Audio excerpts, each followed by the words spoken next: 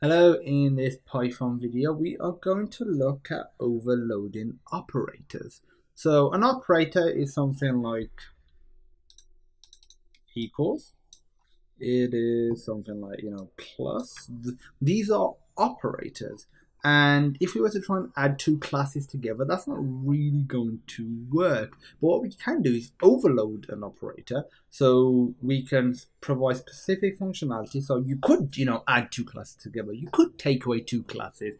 You could change the way they, compare. We're just going to use the example of add, but we'll provide a link so you can see all the other sort of methods that you can change as well.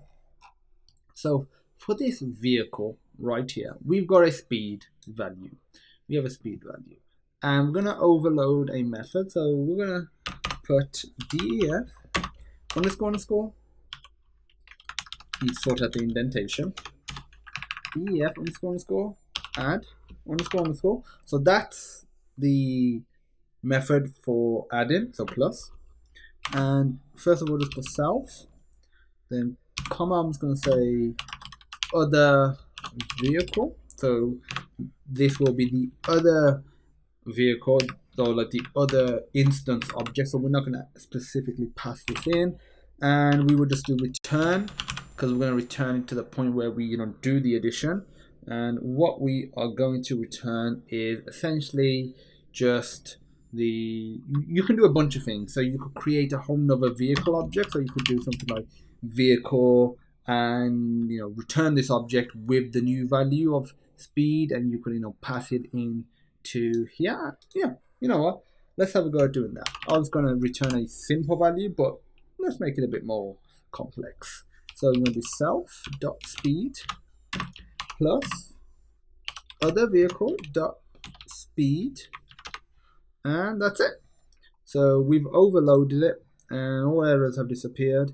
Let's go down. So we've got, so from the previous printout, speed for car 1 and 2 is 5 and 89 at this particular point.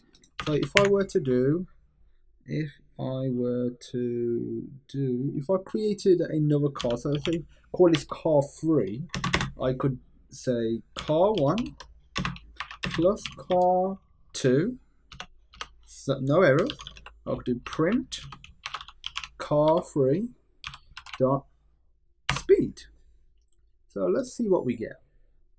Run it and we get 94. It's because when we added car 1 and car 2, this overloaded operator was invoked, and as a result we created a new vehicle class or object that got returned, which got assigned to this, and as a part of that we passed in the speed from the first object, speed from the second object, added them together, and because our init method had this as part of the init method, the parameters, we was able to set a new value for speed. So that's it for overloading operators.